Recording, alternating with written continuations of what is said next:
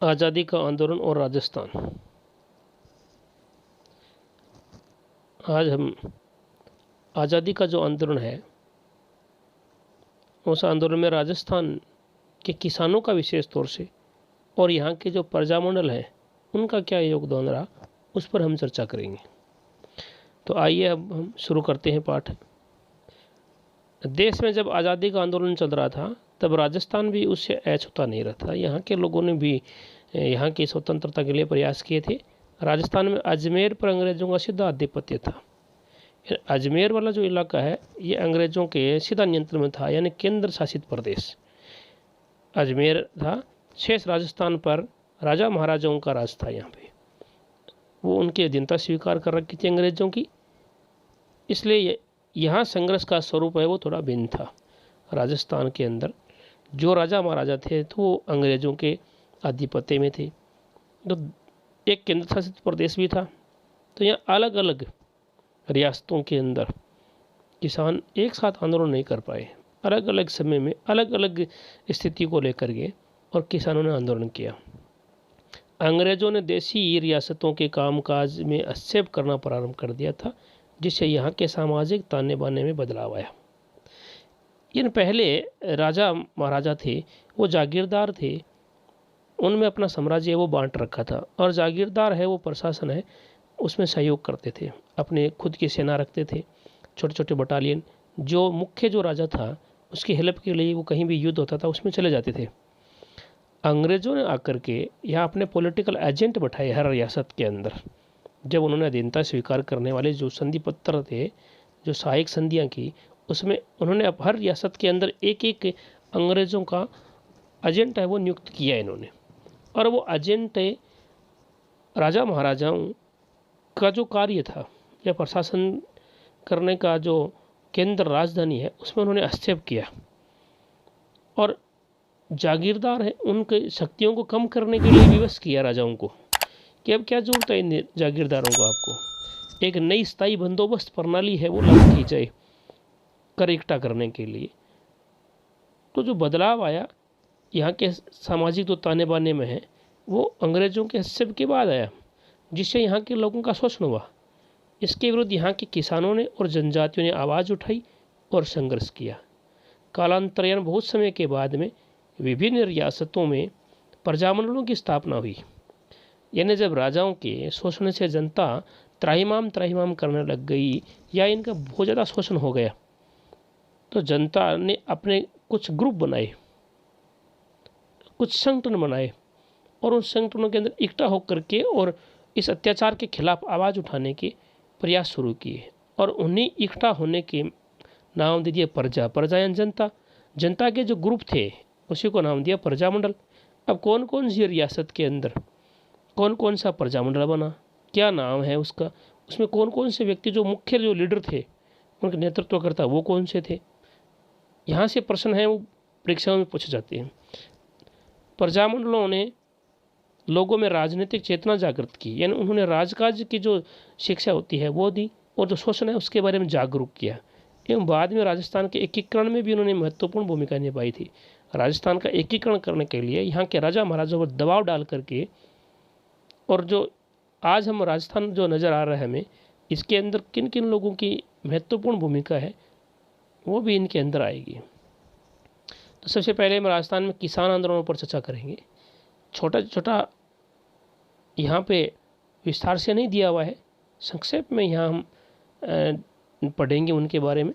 तो राजस्थान के मध्यकाल में जागीरदारों और किसानों के मध्य अच्छे संबंध होते थे। जागीरदार किसानों को अपने जागीर में बसने के लिए प्रोत्साहित करते थे कि मेरे इलाके में आ जाओ, यहाँ मैं आपको ज़मीन दूँगा, आप खेती कीजिए और एक निश्चित मात्रा में उपज का हमें दे दीजिए। वो उनका कर कह दो, चाहे टैक्स कह दो, चाहे लगान कह दो, चाहे बेगार कह दो, वो चीज़ें उनके आती थी और अच्छा संबंध था। राजा के लिए जागीरदार मरने के लिए तैयार थे। इस संबंधों में अंग्रेज़ों के आने के बाद बदलाव हुआ। अंग्रेज़ों और राजाओं के मध्य जो सहायक संधियाँ हुई उनके बाद अंग्रेज़ों ने राजाओं से नगद लगान वसूल करना प्रारंभ कर दिया।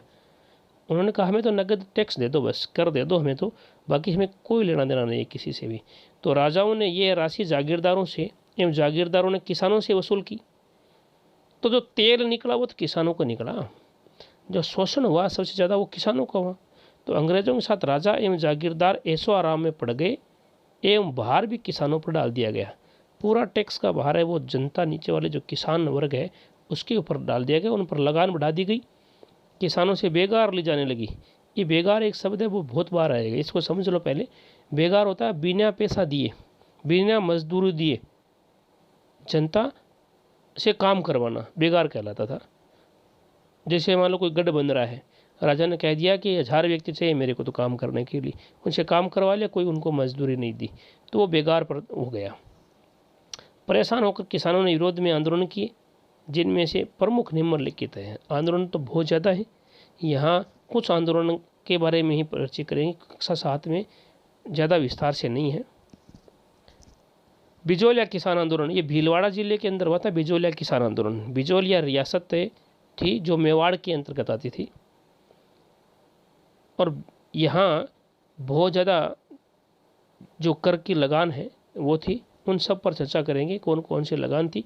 विशेष तौर से कहते हैं 84 प्रकार की लगान थी, 84 प्रकार अलग अलग रियासत है, उनमें अलग अलग कर के तरीके थे।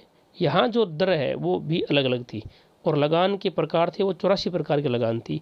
यहाँ धाकड़ जाति के जाट किसान ज़्यादा थे, बाकी अन्य भी किसान थे।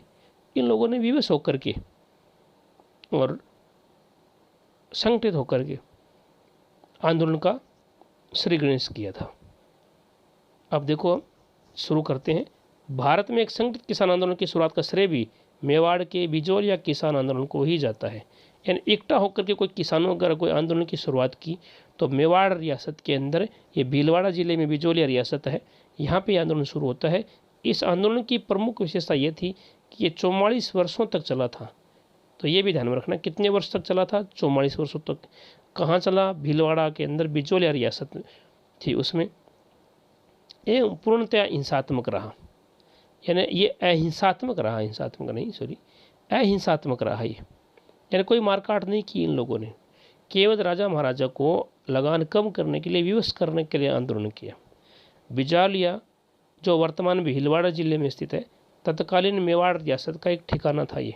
और भी बहुत सारे रियासत के ठिकाने थे मेवाड़ों के, मेवाड़ रियासत है उनके, इनमें से एक ये बिजोलिया था। ये आंदोलन धाकड़ जाति की जो जाति के किसान थे उनके द्वारा प्रारंभ किया गया। तो ये ध्यान में रखना है, धाकड़ जाति के जो लोग थे उन्होंने ये आंदोलन शुरू किया। ये आंदोलन मुख्यतः 3 चरणों में विभक्त था, यानी इनके चरण अलग अलग है। 3 चरण, 3 समय है, अवधि है 3 अलग अलग। ध्यान रखना है कौन सी अवधि में किसने नेतृत्व किया। ये रीट वाले प्रथम चरण 1897 से 1914। प्रतियोगी परीक्षाओं में ये चरण भी पूछे जाते हैं। प्रथम चरण 1897 से 1914 तक, यानी 17 साल के आसपास है ये अवधि है। दूसरा चरण है 1914 से लेकर के 1923 तक की अवधि है, और तीसरा चरण है 1923 से 1941 तक। ये 3 अलग अलग समय है, अवधि है, जिसके अंदर ये विभाजन किया जा सकता है इस आंदोलन का। 1897 में राव कृष्ण सिंह के समय बिजोलिया की जनता से 84 प्रकार की लगाने ली जाती थी। 1897 में कौन था राजा? राव कृष्ण सिंह, यहाँ का राव था, वो मेवाड़ रियासत के नियंत्रण में था। तो इस 84 प्रकार की लगाने ली जाती थी। अतः किसानों के प्रतिनिधि, ध्यान में रखने दोनों प्रतिनिधि जो अभी बताऊंगा, वो एक नानजी और एक ठाकरी पटेल। नानजी और ठाकरी पटेल कहते हैं वह मुख्य व्यक्ति को, गांव में जो मुख्य होता है वो होता है। तो ठाकरी और नानजी पटेल ने मेवाड़ महाराणा से शिकायत की कि हमारे से बहुत ज़्यादा कर लिया जाता है, बेगार बहुत ज़्यादा करवाई जाती है, तो कोई न कोई आप हमें वो रिलीफ दो। नाराज हो गया ये राव, ये दोनों गए ना मेवाड़ में, उदयपुर में महाराजा के पास में, तो नाराज हो गया ये राव यहाँ का कृष्ण सिंह, और राव ने कुछ समय पश्चात प्रजा पर एक नया कर लगा दिया, चौवरी कर लगा दिया। चौवरी कर क्या होता था कि जिस घर के अंदर लड़की की शादी है तो राजा को कर दो, राजा के घर के अंदर कोई लड़की की शादी है तब तो गिफ्ट देना ही देना है पूरी प्रजा को। तो ये जो चौवरी कर है, अब घर के अंदर गरीब व्यक्ति थे कि आय का कोई स्रोत नहीं, बहुत मुश्किल था, लोगों का जीवन यापन नहीं हो रहा था किसानों का, और अगर कोई बेटी का जो हाथ पीला करना है वो करने का काम होता है, उस समय कहते हैं राजा कर दो पहले, उसके बाद शादी करो। तो लोगों ने विरोध किया, लोगों ने अपनी बेटियों की शादी नहीं की, बहुत समय तक विरोध किया कि हम नहीं करेंगे शादी, किस लिए होगी कर। देखो कितने बड़े अत्याचार किए थे इन लोगों ने। किसानों के विरोध के बाद चौरी कर का जो लागत है वो माफ़ कर देगी और लगान में छूट दी गई। राव कृष्ण सिंह की मृत्यु के बाद पृथ्वी सिंह राजा बनता, दोनों याद रखने। कृष्ण सिंह ने चौरी कर लगाया, जनता ने विरोध किया तो लागत माफ़ कर दी चौरी कर की। उसके बाद में कृष्ण सिंह के बाद में कौन आया? पृथ्वी सिंह। पृथ्वी सिंह जब राजा बना तो राजा बनता तो उसकी रस्म होती हैं, तलवार बंधाई जाती है उसके, तो तलवार बंधाई कर लगाया जाता है। जब राजा बनता है तो उसको नई तलवार गिफ्ट की जाती है, तलवार उसके बांधी जाती है। तो ये जो कवर है ये जनता पर तलवार बंदी लगान के रूप में लिया जाता है। तो इसका इन्होंने विरोध किया, जनता ने। ध्यान में रखना है, पृथ्वी सिंह के समय में तलवार बंदी कर जो लागत है वो जो लगाई गई, और कृष्ण सिंह के समय 1897 में तो उन्होंने चौरी कर लगाया था बाद में। ये राजा था राव कृष्ण सिंह। किसानों ने किसके नेतृत्व में इन अत्याचारों का विरोध किया है, ये ध्यान में रखा जाता है और यहाँ से प्रश्न भी आने की संभावना है। तो किसानों ने साधु सीताराम दास, फतेह करण चारण और ब्रह्मदेव के नेतृत्व में राव की इस कार्रवाई का विरोध किया। तलवार बंधाई वाले जो लगान है उसका विरोध किया। तो ध्यान में रखना है, पहला जो चरण है उसके अंदर साधु सीताराम दास, फतेह करण चारण और ब्रह्मदेव, इन तीनों को ध्यान में रखना है। इनके नेतृत्व में ये आंदोलन होता है।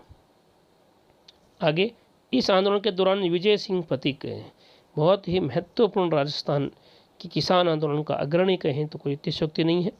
विजय सिंह पथिक ने 1917 में ऊपर माल पंच बोर्ड है, यानी वहाँ के इलाके को उपरमाल कहा जाता है। भीलवाड़ा में जो ये है बिजोलिया वहाँ के, तो उपरमाल के जो पंच है, पंच पटेलों का एक बोर्ड है, इसकी स्थापना की। तो ये परीक्षा में पूछा जाता है कि उपरमाल पंच बोर्ड की स्थापना कब की गई? 1917 में। किसने की? विजय सिंह पथिक ने की। क्योंकि किसानों पर अत्याचार हो रहे थे, उनकी एक आवाज़ उठाने के लिए, उनका समस्या का समाधान करवाने के लिए उनको माणिक्यलाल वर्मा का भी साथ मिला।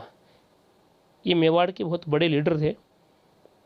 तो इन्होंने इन किसानों का जो उपरमाल पंच बोर्ड है इसमें सहायता दी। किसानों ने पथिक के नेतृत्व में आंदोलन जारी रखा।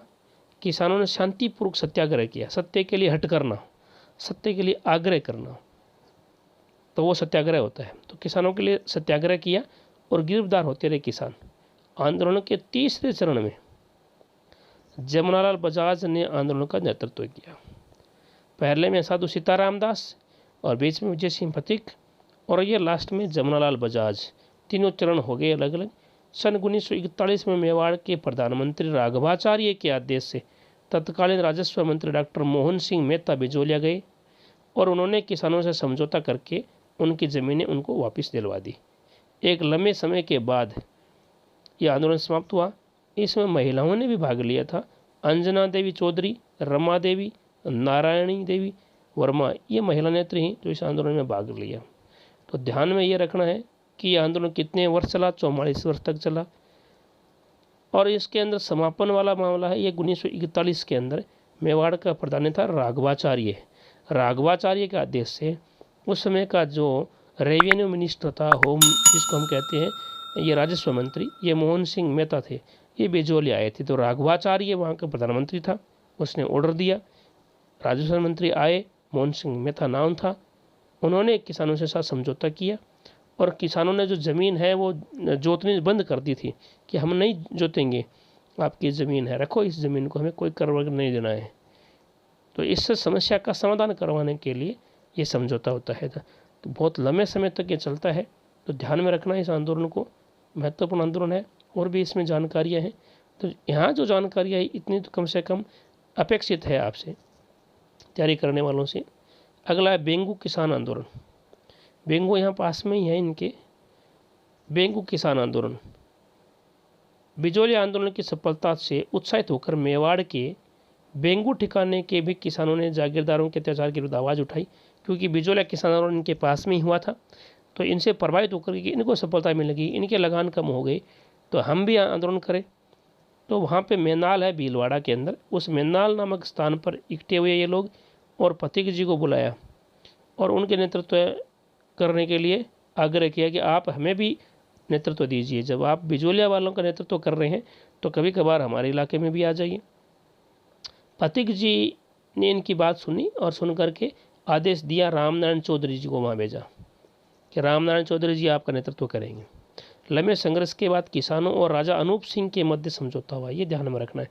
यानी बेंकू के अंदर है अनूप सिंह जी के साथ समझौता करते हैं, जिसे मेवाड़ सरकार और रेजिडेंट ने मानने से मना कर दिया। यानी मेवाड़ की सरकार है और वहाँ का जो एजेंट था अंग्रेजों का रेजिडेंट है, उन्होंने इस समझौते को मानने से मना कर दिया। सरकार ने जांच हेतु यहाँ रेवेन्यू कमिश्नर था उनका ट्रेंच को भेजा, ये ध्यान में रखना। ट्रेंच कमीशन किस आंदोलन से संबंधित है? बेंगू किसान आंदोलन से संबंधित है। किसकी जांच करने के लिए आया था? तो ये रेवेन्यू कमिश्नर ट्रेंच ने गोविंदपुरा में एकत्रित किसानों पर गोलियां चलाने और गांव को जलाने का आदेश दे दिया। ये ट्रेंच यहाँ आया, जो समझौता किया किसानों और अनूप सिंह जी ने, उसको मानने से इनकार कर दिया। तो आंदोलन किया इन लोगों ने, तो वो वहाँ से चलकर यहाँ आए और आकर के गोलियां चला दी और उस से रूपाजी और करपाजी दाखड़े घटनास्थल पर ही मारे गए। तो ये भी पर छे गए दोनों, रूपाजी और करपाजी दाखड़े। ये दाखड़े जाति के जाट थे दोनों। रूपाजी और करपाजी दाखड़े घटनास्थल पर ही दोनों मारे गए। कौन से आंदोलन से संबंधित थे?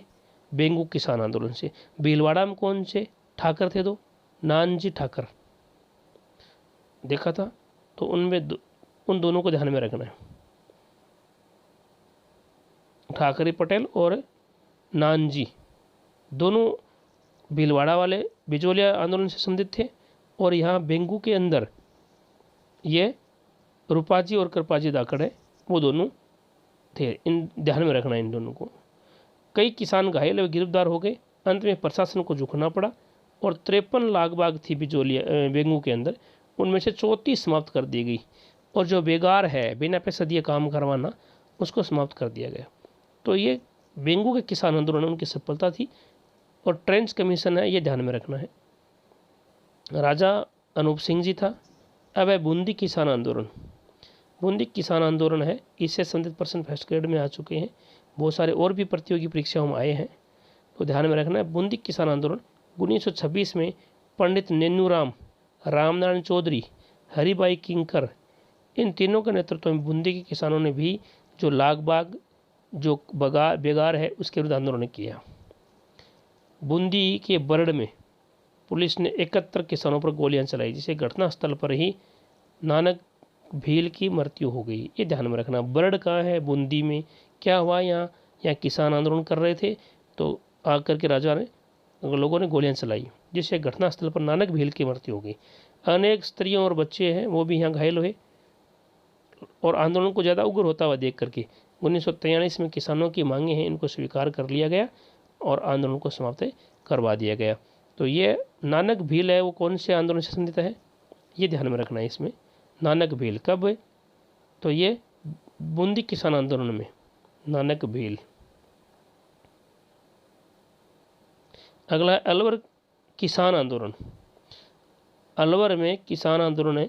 नीमूचाना गांव है अलवर के अंदर, बानसूर तहसील है वहाँ। अलवर राज्य में जंगली सूअर है, वो किसानों की फसलों को नुकसान पहुंचाते थे, क्योंकि यहाँ सरीस का अभयारण्य है और उस सरीस का अभयारण्य से ये जंगली सूअर हैं वो आते थे और बहुत ज़्यादा फसलों को नुकसान करते थे। जब राजा के पास गए तो राजा ने कोई सुनी नहीं उनकी बातें, और सूअर हैं उनको मारने का आदेश है वो था। पहले मार भी देते थे, कोई दिक्कत नहीं थी, फिर रोक लगा देगी कि नहीं मार सकते आप सूअरों को, और वो नुकसान करते थे। तो इससे संबंधित था आंदोलन किसानों का। तो किसानों ने 1921 में सूअर मारने की अनुमति को लेकर आंदोलन किया कि इन सूअरों को मारने की अनुमति दीजिए।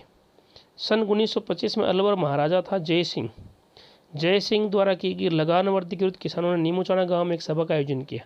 सभा पर गोली चलाने में सैकड़ों किसान, स्त्रियां, बच्चे मारे गए। अनेक घरों को जला दिया गया, अनेक पशु जलकर मर गए। गांधी जी ने इस घटना की आलोचना करते हुए इसे क्या कहा था? राजस्थान का जलियांवाला बाग हत्याकांड।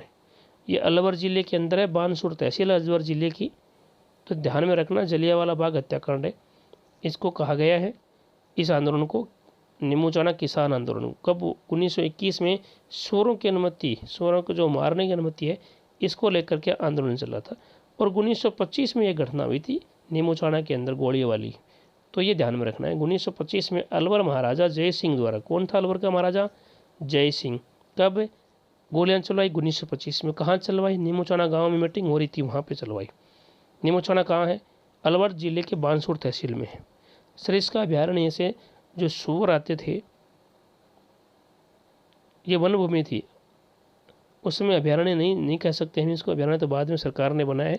उसमें वन भूमि थी, ये बाला किला के चारों तरफ है, और ये बानसूर तहसील में ये घटना घटी थी। तो इसको ध्यान में रखना है।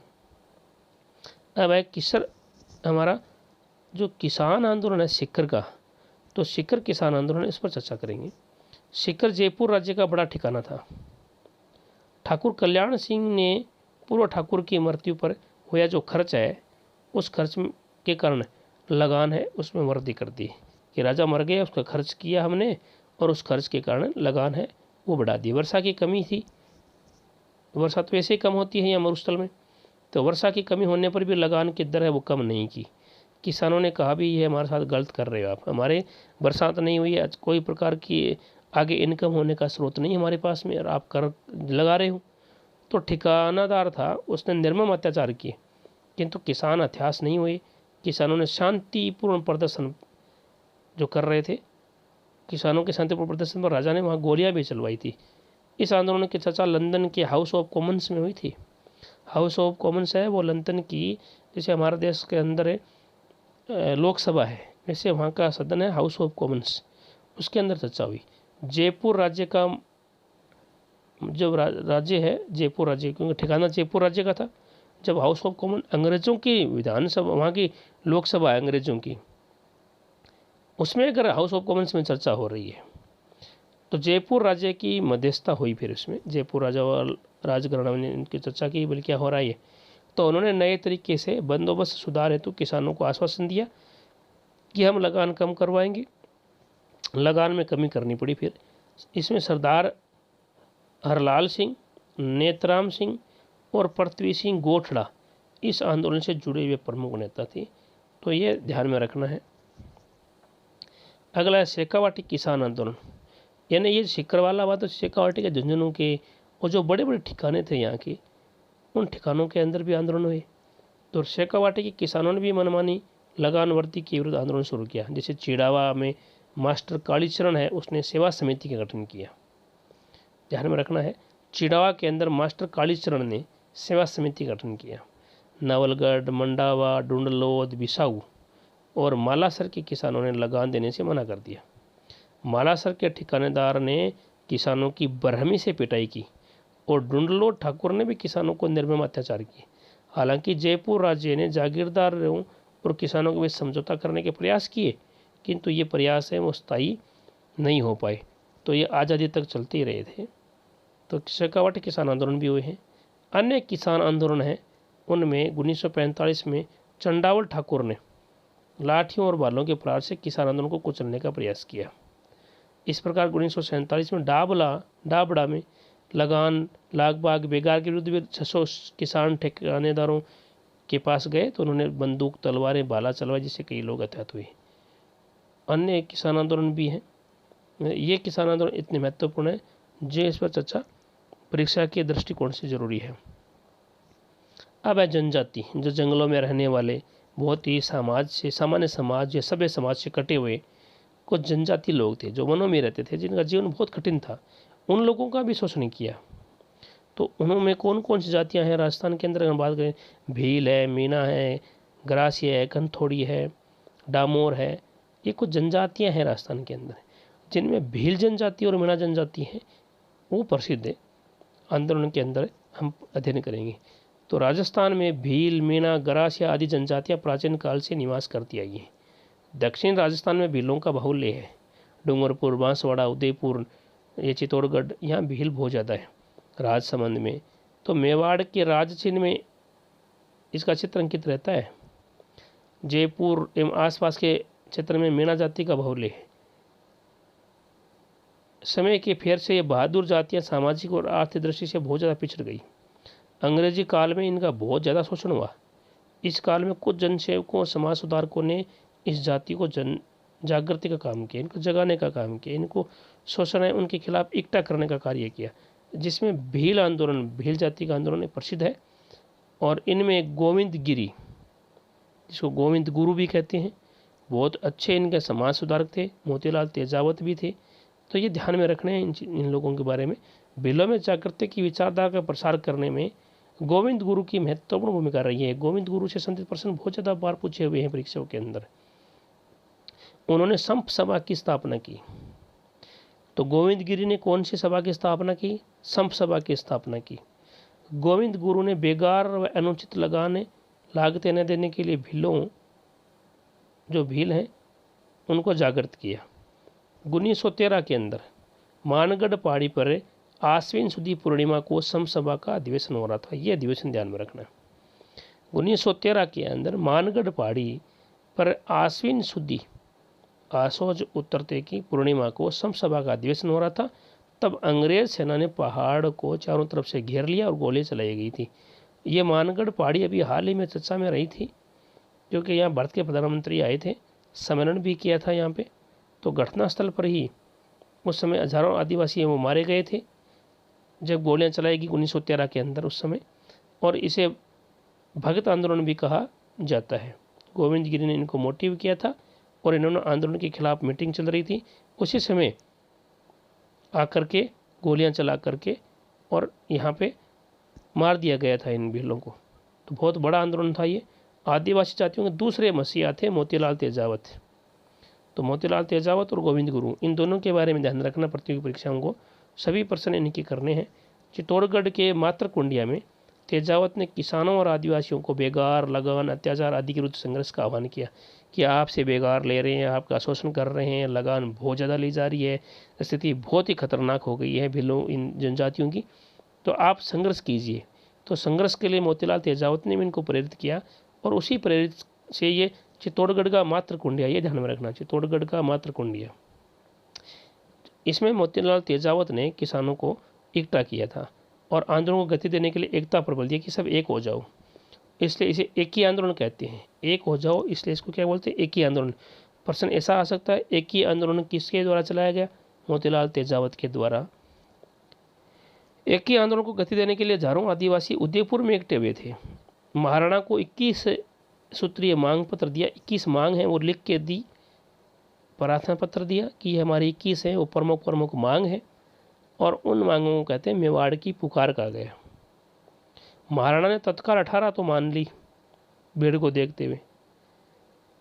देवल, डूंगरपुर, बांसवाड़ा में भीलों को इकट्ठा करने का श्रेय भोगीलाल पांड्या व हरिदेव जोशी को भी जाता है। तो 4 हो गए, गोविंद गिरी, मोतीलाल तेजावत, भोगीलाल पांड्या, हरिदेव जोशी। ये 4 नाम हैं जिन्होंने भीलों के अंदर जागृति, भीलों को आगे बढ़ाने के लिए प्रेरित करने का कार्य किया। और यह जो मांग पत्र है जिसको मेवाड़ की पुकार कहा जाता है, तो इनको भी ध्यान में रखना है। अब है मीणा जनजाति। मीणा जनजाति के एक वर्ग को अंग्रेजी शासन ने शांति व्यवस्था की जिम्मेदारी दे रखी थी, जो चौकीदारी का काम करते थे। ये मीणा चौकीदारी करते और बदले में गांव वालों से चौथ वसूल करते थे, कुछ बदले में कुछ पैसा लेते थे वो। ये मीणा चौकीदार मीणा कहलाते। राज्य में होने वाली चोरी डकैती के लिए अक्सर इन्हें जिम्मेदार ठहराया जाने लगा कि यही चोरी करते हैं। और किसी चोरी का माल बरामद न होने पर मीणाओं से उस माल का जो कीमत है वो वसूल की जाती थी कि चोरी करते हो आप ही करते हो, तो आप इनके पैसा दे दो। कुछ लोग आपराधिक कार्यों में संलग्न होने लग गए। सरकार ने 1924 में क्रिमिनल ट्राइब्स एक्ट के तहत 12 वर्ष से अधिक आयु के मीणा की जाति के जो लोग भी हैं उनको ये नियम बना दिया कि प्रतिदिन आपको थाने में आकर के हाजिरी देनी होगी। 1924 के अंदर है ये क्रिमिनल ट्राइब्स है, उसके तहत एक एक्ट बनाया कि 12 वर्ष से ऊपर कोई भी मीणा जनजाति का लोग है उसको थाने में आकर हाजिरी देनी होगी कि आप कहाँ हो, पता तो चले कम से कम कहाँ चोरी कर रहे हो। इन कारणों से मीणाओं में असंतोष फैल गया और फैलेगा ही। रोज रोज थाने के अंदर जाएंगे, हाजिरी देंगे और इन्हीं पर आरोप लगाया जा रहा है कि आप ही चोर हो। जो चोरी हो जाती है उसी का वसूल इनसे किया जाता है। तो ये बहुत बड़ा अन्याय हो रहा था। तो मीणा समाज में व्याप्त बुराइयों, जयराम पेशा कठोर कानून को उठवाने चौकीदारी प्रथा समाप्त करने के लिए आंदोलन चलाया। आज़ादी के बाद सन 1952 में जाकर जरायम पेशा कानून है उसको भी समाप्त है वो किया गया था। तो ये ध्यान में रखना है। अब है प्रजामंडल।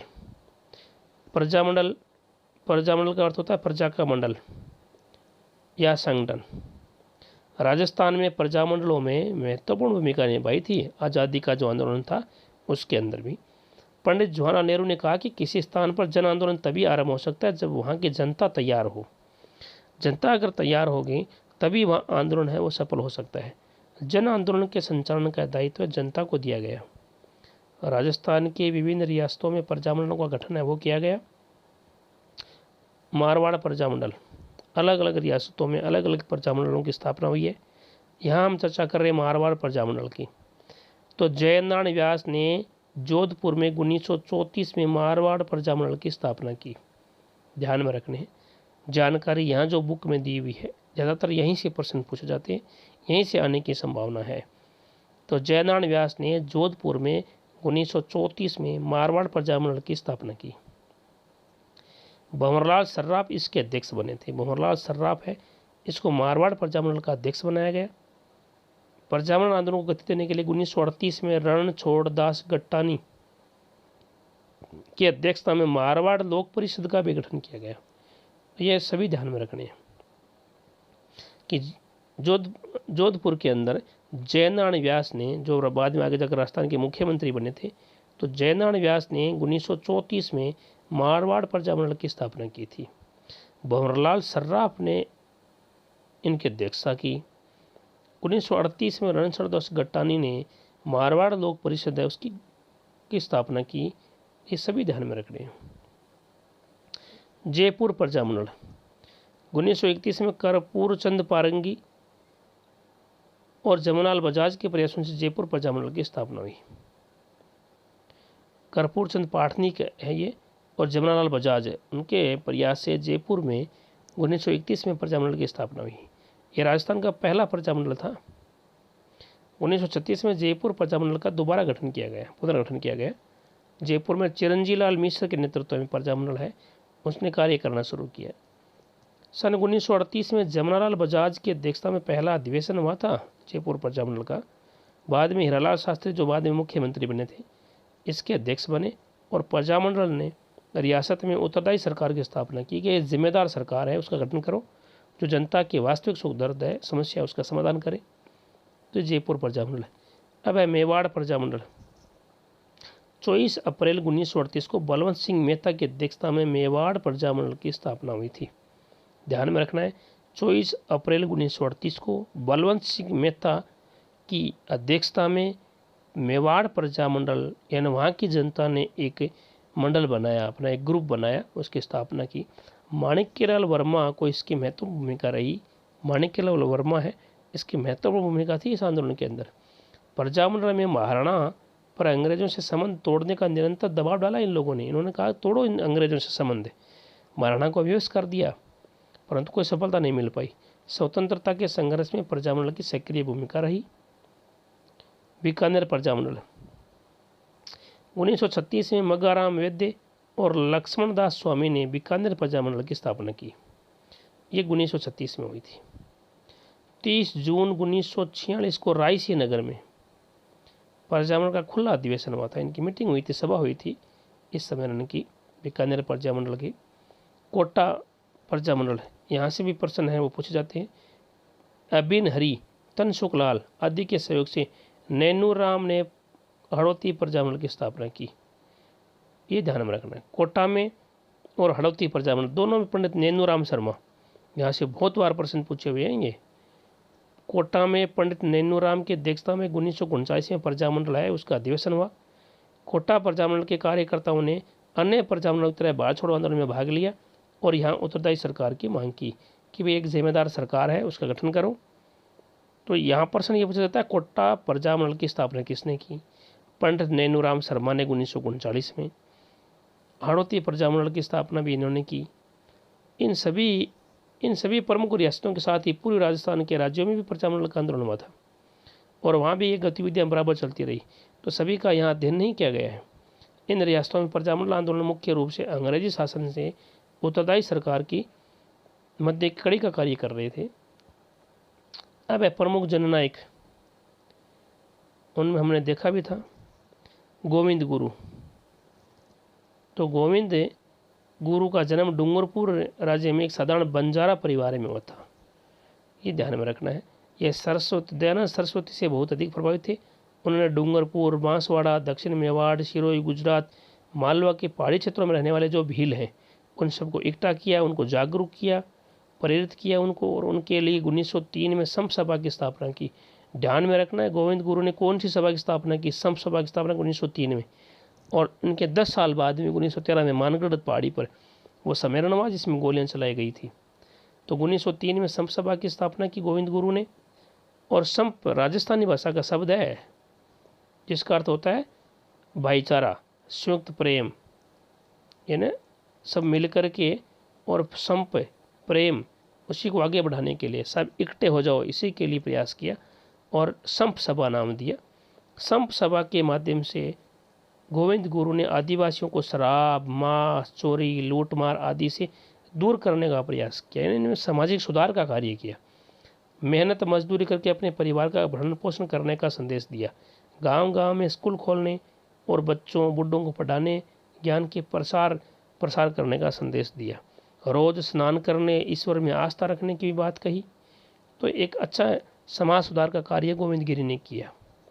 इसके अलावा आज़ादी का जो हमारा आंदोलन चल रहा था, इसके अंदर भी बहुत सारे लोगों ने यहाँ के जो काफ़ी प्रयास किए यहाँ। उनमें है अर्जुन लाल शेट्टी। इनका जन्म जयपुर में हुआ था। अर्जुन लाल शेट्टी का जन्म जयपुर में हुआ। जयपुर में उन्होंने वर्धमान विद्यालय की स्थापना की, ये भी ध्यान में रखना है। वर्धमान विद्यालय की स्थापना किसने की? अर्जुन लाल शेट्टी ने। कौन था ये? अच्छा स्वतंत्रता सेनानी थे। ये अंग्रेजी, फारसी, संस्कृत, अरबी, पाली आदि के विद्वान थे। इनके वर्धमान विद्यालय में देश भर के क्रांतिकारी हैं वो ट्रेनिंग लेने के लिए आते थे। सेठी धार्मिक शिक्षा के साथ साथ विद्यार्थियों को देश सेवा और क्रांति का पाठ पढ़ाते थे। प्रसिद्ध क्रांतिकारी देश के रास बिहारी बोस हैं। इसके संपर्क में आने के बाद इन्होंने राजस्थान में सशस्त्र क्रांति का संगठन करने का दायित्व है वो राठी जी को, अर्जुन लाल शेट्टी जी को सौंपा था इन्होंने। तो अर्जुन लाल शेट्टी बहुत अच्छे क्रांतिकारी थे। इसके अलावा केसरी सिंह बारठ, इनका तो पूरा परिवार ही क्रांतिकारी था। केसरी सिंह बारठ है, इनकी किताब थी चेतावनी रचुंगटिया, जो परीक्षा में बहुत बार आती है। तो केसरी सिंह बारठ राजस्थान में सशस्त्र क्रांति के साथ जुड़े थे।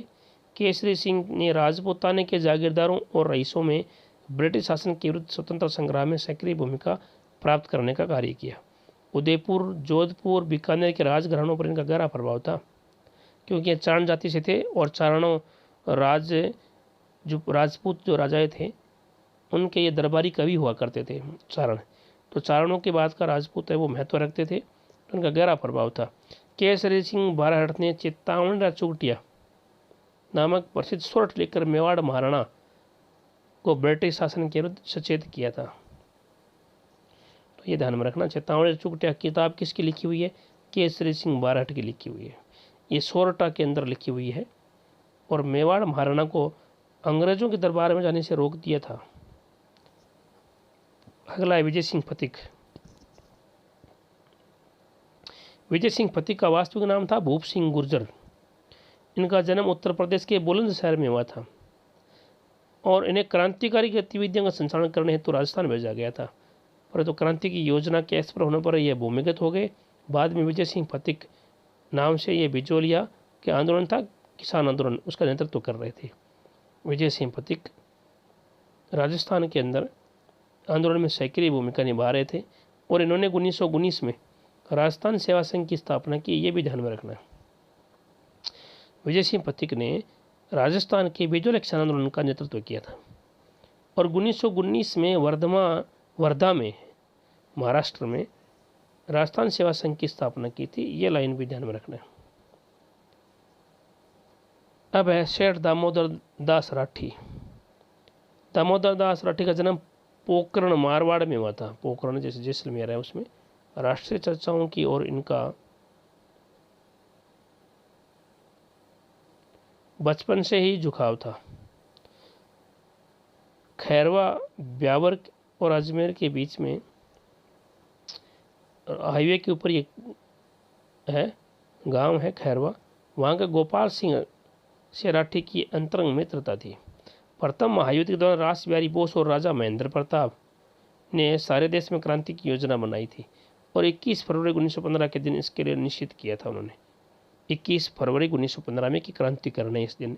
राजस्थान में अजमेर नसीराबाद की छावनी पर कब्जा करने की जिम्मेदारी खैरवा का ये राव गोपाल सिंह है और भूप सिंह है, इन दोनों को दी गई थी। इस योजना के लिए आर्थिक सहायता राठी ने उपलब्ध करवाई थी। 1921 के अंदर राठी जी ने ब्यावर में आर्य समाज की नींव रखी थी। तो ये ब्यावर के आसपास के क्षेत्र में ये प्रसिद्ध थे, तो इनको थोड़ा ध्यान में रखना है।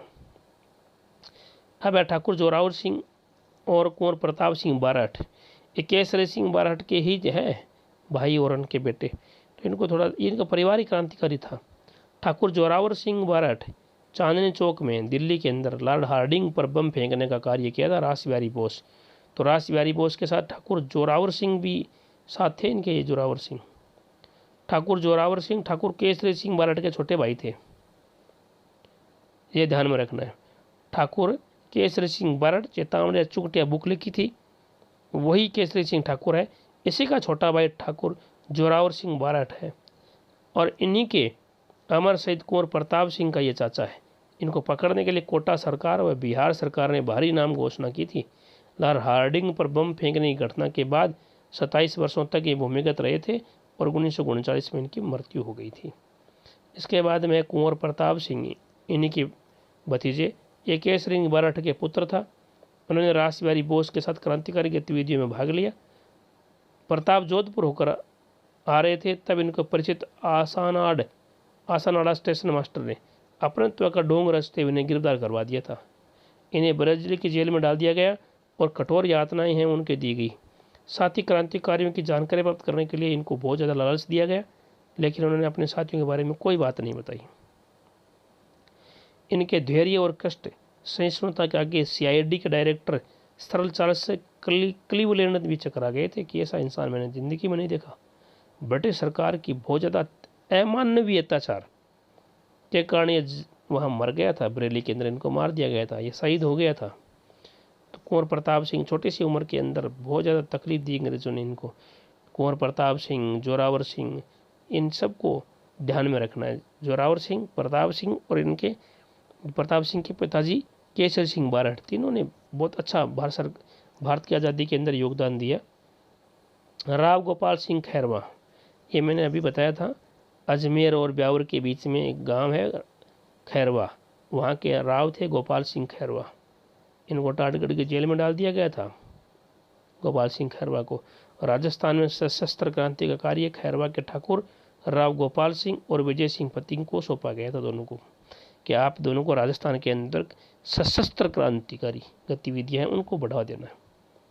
अंग्रेजों को पता लग जाने के कारण क्रांति की योजना है वो तो विफल हो गई और विजय सिंह पथिक और राव गोपाल सिंह का टाटगढ़ में नज़रबंद कर दिया गया। ये टाटगढ़ अजमेर जिले की एक तहसील है। टाटगढ़ पहाड़ी इलाका है और अंग्रेज़ों ने यहाँ ये टाटगढ़ नाम रखा था कर्नल जेम्स टोड ने। टाटगढ़ का पहले का नाम था वर्षावाड़ा और अंग्रेज़ों ने कर्नल जेम्स टोड के नाम पर रख दिया और आज ये वर्तमान में तहसील है तो वैसी ग्राम पंचायत, इसके ऐतिहासिक महत्व को ध्यान में रखते हुए ये टाटगढ़ तहसील है, वो अजमेर की है। कुछ दिनों पश्चात ही दोनों वहाँ से लापता हो गए। गोपाल सिंह सलेमाबाद में पकड़े गए और तिहाड़ जेल में इनको डाल दिया गया था। सन 1920 में रिहा होने के बाद ये रचनात्मक कार्य में समाज को आगे बढ़ाने वाले कार्य हैं वो कर रहे थे। बस ये हो गया हमारा पाठ। बेगार, बिना मजदूरी के बलपूर्वक करवाए जाने वाला कार्य होता है उसको बेगार बोलते हैं। सत्याग्रह, सत्य के लिए किया गया हट। लाग बाग, जागीरदारों द्वारा अपनी जनता से लिया जाने वाला जो कर होता था और जो बेगार होते थे उसी को लाग बाग कहते थे। चमरी कर, जनता से बेटे की शादी पर जागीरदार द्वारा लिया जाने वाला कर चमरी कर कहलाता था। ये कुछ प्रश्न हैं। चित्तावनी चुगटे नामक सोटे लिखे गए थे, ये केसरी सिंह बारहट द्वारा लिखे गए थे। राव स्वाई कृष्ण सिंह के समय बिजोलिया की जनता से लागतें ली जाती थी। हमने देखा था 84 प्रकार की ये लागत है वो लेते थे। ये कुछ आंदोलन है जो हमने पढ़े थे, प्रजामंडल आंदोलन। कौन कौन से, जैसे मेवाड़ वाला है तो माणिकलाल वर्मा हो गया, मारवाड़ वाला हो गया तो जयनारायण व्यास हो गया, जयपुर वाला जमनालाल बजाज हो गया, बीकानेर वाला है वो मगाराम वैद्य हो गया, पंडित है बिन हरि है वो कोटा पर जामनला से हो गया। तो ये कुछ प्रश्न हैं। यहाँ भगत आंदोलन किसने चलाया था, तो भगत आंदोलन है ये, और वर्धा वाला, ये सब मैंने करवा दिए हैं। किसान तेन आंदोलन के नाम लिखने, गोविंद गुरु के विचारों से प्रभावित थे, विजुअल एक्शन आंदोलन पर संक्षिप्त टिप्पणी लिखी है, प्रजामंडल से आपके इन सब पर हमने चर्चा कर ली है। इन सभी प्रश्नों पर भगत आंदोलन गोविंद गुरु ने चलाया था। भगत आंदोलन 1919 में वर्धा में राजस्थान सेवा संघ की स्थापना, ये भी हमने कर लिया था प्रश्न।